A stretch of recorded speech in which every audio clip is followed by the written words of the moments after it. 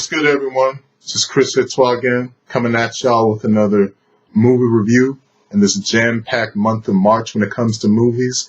And today I'm going to be talking about what might end up being the biggest movie of the year, besides Star Wars: The Last Jedi, and I'm talking about Beauty and the Beast, 2017's Beauty and the Beast. It's the live-action remake of the 1991 classic Disney film. What y'all got to know about me is among all the blockbusters I talk about. I mean, I got a PhD in blockbusters when I'm talking about Transformers, Star Wars, Marvel, Pirates of the Caribbean, all that shit. I got a PhD in. But I also got a PhD in when it comes to Disney animated movies, man. I've been a big fan of Disney films my whole life. All of their good stuff anyway. It's just been a big part of the movies I've loved growing up. And Beauty and the Beast is no exception, man. I'm a really big fan of the movie. Definitely one of the best flicks they've ever made. I even own 2 copies of the movie on Blu-ray. Here's a version that came out in 2009, and I even, just for the hell of it, I bought up another version of the movie that came out last year for the 25th anniversary. So, Beauty and the Beast is a movie I'm a big fan of, and I was interested in seeing how Disney would work with it in this live-action adaptation. Now, this is in the series of a bunch of adaptations they've done recently. Did Maleficent, 2014, 2015 did Cinderella, 2016 did Jungle Book, and now we come to Beauty and the Beast. And when it comes to adaptations, I mean, the key word there is what you call it, adaptations, live action adaptation. And, you run a balance. How do you judge the movie as a movie? And how do you judge it as an adaptation? Because that's what it is. That's what it is when you're talking about what the movie, they're trying to do. And for me, Beauty and the Beast was a really tough one to do it with just because I have such fond memories of that movie. And when it comes to the adaptation of the movie, and even the movie itself, you can say, it's a bit of a mixed bag. The 1991 film is a classic. It's almost a perfect movie for me, man. And the way that they did it in this movie, I mean, it's the same story. Girl named Belle, her father gets captured by the Beast, takes place in the castle, live together, fall in love, blah, blah, blah, whatever. And there's a story from there. And I think this movie had some real problems when it came to adapting scenes from the 1991 film. I mean, a lot of the times, the movie just felt rushed to me in trying to be an adaptation. I mean, there were some key scenes in the movie that I just feel that they just really kind of dropped the ball on, man. The first one that came up to me was the dungeon scene when Beast meets Belle in the dungeon. And there's just something about the way that the scene was adapted that just didn't work. You just come to it and it's like, oh, it just feels rushed, and just something about it in live action that just wasn't working. Or whether it was the dialogue, the direction, all of it just wasn't coming together. And that's just one of a bunch of scenes that did it for me like that, man. The scene with the wolves, one of the coolest scenes in the movie where Beast saves the bells from the wolves. It didn't work for me. It didn't translate well.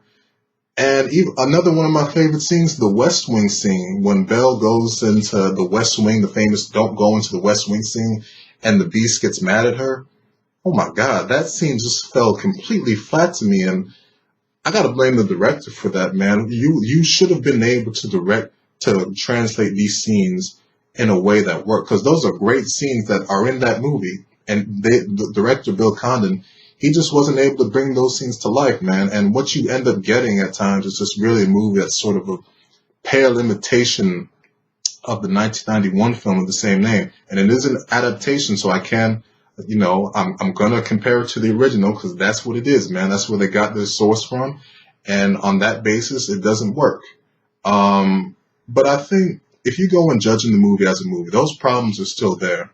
But there is a lot of charm to this movie. I mean, these Disney live action remakes I mentioned, they've been sort of a mixed bag. Like Maleficent, I thought wasn't really all that good, but I thought Cinderella and Jungle Book were actually quite good. In fact, Jungle Book I think is a great movie, man. That movie had a lot of great things going for it. I think Beauty and the Beast falls in the middle as a movie between those two categories I mentioned. It's just on the fairly enjoyable side. I mean, in terms of the stuff the movie got right, I thought the CG on what do you call it, household objects, whatever, Lumiere, Cogsworth, and all of them. I thought those were done really well, man. Looking at the trailers, I thought it would be weird, but they looked really nice in live action. And speaking of that, I thought the songs, the way they were translated and brought to life, were really good. I mean, just they were straight from the original, but they all worked really well. The opening number with Belle, I thought was really good. I thought the ballroom sequence, which you're never going to be able to top to the original, but I thought that was pretty good. The Gaston song was really good, but the absolute showstopper was Be Our Guest. I thought that sequence was phenomenal. In my theater, I was not the only one. I mean, that sequence got an applause from the audience, and I was one of the ones applauding because I just thought that there was just so much energy, and it just looked incredible. Lumiere doing his thing, and Mrs. Potts, all of them come together. It was a really great song, and one that I honestly think is on par with the original. That's how great that song was. And in terms of the actors, man, I mean, these actors, everyone does good in this movie. I mean, everyone was excited for Emma Watson as Belle, and she does a good job, man. Luke Evans as Gaston, I thought was good. Josh Gad's LeFou, some interesting, the whole stuff with the gay stuff with his character. I thought it was fine. I mean, you could have done it. It added an interesting thing to his character somewhat, and you could tell the audience knew about the whole gay thing going on with him. But Josh Gad was good, and even the Beast, man. I thought that his voice, it's kind of weird, trying to go off of how his voice was in the 1991 film. But the actor Dan Stevens played Beast.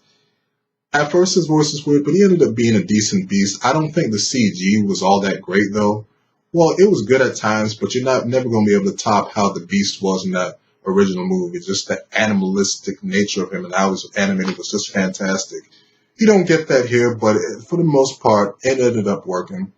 And I honestly think that something that was a mixed bag in terms of movies, some stuff worked, but some didn't, was the new elements they brought to the story. Because I actually think some of the elements they brought, I actually enjoyed. There were some interesting dynamics they brought to the movie that you could say added to the original movie in a positive way. There's a dynamic that goes on with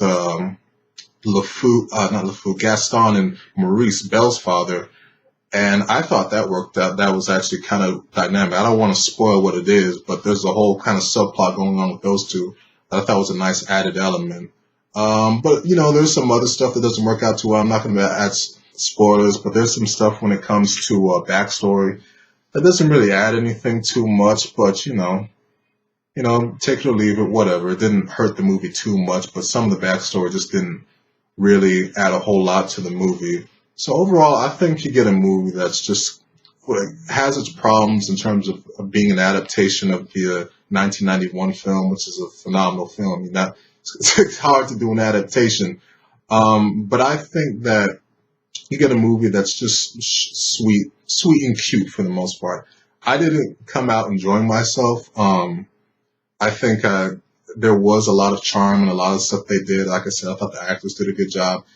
It was a decent rendition, adaptation of Beauty and the Beast, but not on the level of what Jungle Book was last year. That was a great movie. This doesn't compare to that. And you can't say it's better than the original, no doubt. You'd be foolish if you said that. I think you would be. But in the end, I did end up enjoying myself for the most part. I had a tough time coming up with a score for this movie. But just based on the problems of being an adaptation, and just some stuff as a movie on itself, not just as an adaptation, because there were some problems with the movie just as a movie, I would give it a 6.5 out of 10, really. It was a tough score to come up with because I was rooting for this movie. I wanted it to be great just because I love Beauty and the Beast a whole lot. But I had to end up giving it a 6.5 out of 10, which is, for my scale of when it comes to rating movies, 7 is the benchmark of a solid good movie. 6.5 just below that. That's a, good movie. Or enjoyable movie for the most part. And that's what I thought of Beauty and the Beast. But this movie I think is definitely still going to end up being one of the biggest movies of the year. Um, the theater I went to was packed, so it's going to make a ton of money opening weekend. And hey, man, those Disney remakes, they ain't stopping anytime soon. We are just had Maleficent, Cinderella, Jungle Book, and now Beauty and the Beast. And now next year, 2018, you get Mulan, Aladdin's on the way, Jungle Book. It's crazy, and you would like to see some originality come out of Disney, but in a way, it still is fun to see these new remakes, just because we all know the original so well that it is interesting to see, like, when you bring it to live action, what can you do that's different? How can you make it fun? What new elements you're going to bring? And it does build up excitement. Like, as much as you can complain about originality, hey, I'm looking forward to what they do with Mulan next year and the Lion King in live action. How the hell that's going to turn out? But I guess I'm rambling right now. Anyways, Beauty and the Beast, 6.5 out of 10. Enjoyable movie, not great. But hey, overall, it's sweet and cute, and it does its job for the audience it's going after. So anyway, those are my thoughts on Beauty and the Beast. I hope you all enjoyed this review, and I'll see y'all around with another vid. Peace.